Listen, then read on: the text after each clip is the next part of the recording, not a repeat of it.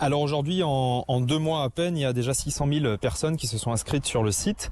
Mais la première étape indispensable pour lancer le processus, ce ne sont pas les signatures des citoyens, ce sont les signatures des parlementaires. Parce que le référendum d'initiative partagée ne peut voir le jour que si 185 parlementaires, députés ou sénateurs, apportent leur soutien. Donc ça, c'est vraiment pour l'instant notre combat principal, d'arriver à réunir ces signatures. On en est à 133 aujourd'hui, au moment où je vous parle, 133. Oui. Donc ça grimpe, c'est déjà très bien pour 2 mois à peine de mobilisation, et on espère rapidement réunir les 185 parlementaires nécessaires. Et ce qui est très intéressant dans les 133 qui nous ont déjà apporté leur soutien, c'est que toutes les couleurs politiques sont représentées, le centre, la gauche, la droite, et c'est assez révélateur du combat de la cause animale, qui est transpartisan. On a souvent tendance en France à se déchirer un peu sur toutes les questions, à se taper dessus sur tous les sujets. Et la cause animale, c'est le sujet rassembleur de tous les camps politiques, qu'on habite en ville ou à la campagne, qu'on soit salarié, qu'on soit entrepreneur, qu'on soit chômeur,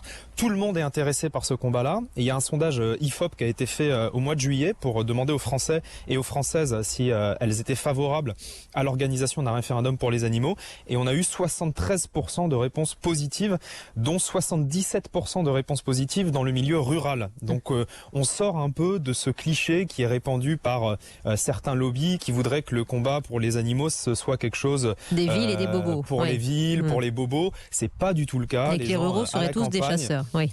Exactement, ce qui est absolument faux. Voilà, il y a un gros soutien dans le milieu rural à cette initiative, et on espère bientôt réunir le nombre de parlementaires nécessaires pour que enfin les Françaises et les Français puissent s'exprimer de manière démocratique sur cette question animale. Parce que depuis trop longtemps, les responsables politiques ne font rien ou quasiment rien sur cette question, alors qu'il y a une énorme attente sociétale. 133 parlementaires sur les 185 exigés pour ce référendum d'initiative partagée, 600 000 signatures de citoyens, vous nous le disiez, sur les 4 700 000 exigés. Donc là, évidemment, ce sera la seconde étape. Hugo Clément, un certain nombre des mesures envisagées dans ce référendum veulent rompre un système, notamment l'agriculture conventionnelle dans ses excès. Vous voulez la fin de l'élevage intensif, la fin de l'élevage en cage, la fin des chasses dites cruelles, violentes. Alors évidemment, ça fait bouger, ça fait réagir, jusqu'à la FNSEA qui a voulu faire pression aussi sur les parlementaires, donc sur le terrain.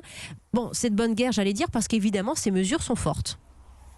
Oui, ce sont des mesures fortes, mais ce sont des mesures qui sont en fait assez modérées. On ne demande pas la lune, on ne demande pas d'arrêter l'élevage, d'arrêter la chasse. On demande de mettre fin aux pratiques les plus cruelles. Donc, concernant l'élevage, par exemple, le référendum pour les animaux propose de mettre fin à l'élevage en cage, qui est un mode d'élevage extrêmement cruel, très douloureux pour les animaux, et qui est déjà un mode d'élevage qui est en train de péricliter, si vous voulez. Par exemple, le groupe Avril, qui est le géant de l'industrie de l'œuf en France, s'est engagé de lui-même à mettre fin à l'élevage en cage en 2025. Donc ce qu'on propose n'est pas du tout impossible, puisque l'industrie elle-même a déjà commencé à aller dans ce mouvement-là. Il faut l'accentuer, il faut l'inscrire dans la loi pour mettre fin à ces souffrances-là. Et sur l'élevage intensif, qui aujourd'hui est d'accord pour enfermer 95% des cochons dans des bâtiments toute leur vie, qui ne verront jamais la lumière du jour et qui ne respireront jamais l'air extérieur. Je veux dire, quasiment plus personne n'est d'accord avec ces pratiques-là, donc il est temps d'évoluer. Et ce qui est très important de dire aussi, c'est que l'élevage intensif, il ne profite à personne. Il ne profite ni aux animaux, évidemment, ni aux éleveurs. On le voit, il y a un mal-être énorme chez les éleveurs aujourd'hui qui n'arrivent pas à vivre de leur travail parce que l'industrie leur demande de produire toujours plus, toujours moins cher. Donc il est temps de mettre fin à ce système qui fait souffrir tout le monde, les hommes et les animaux.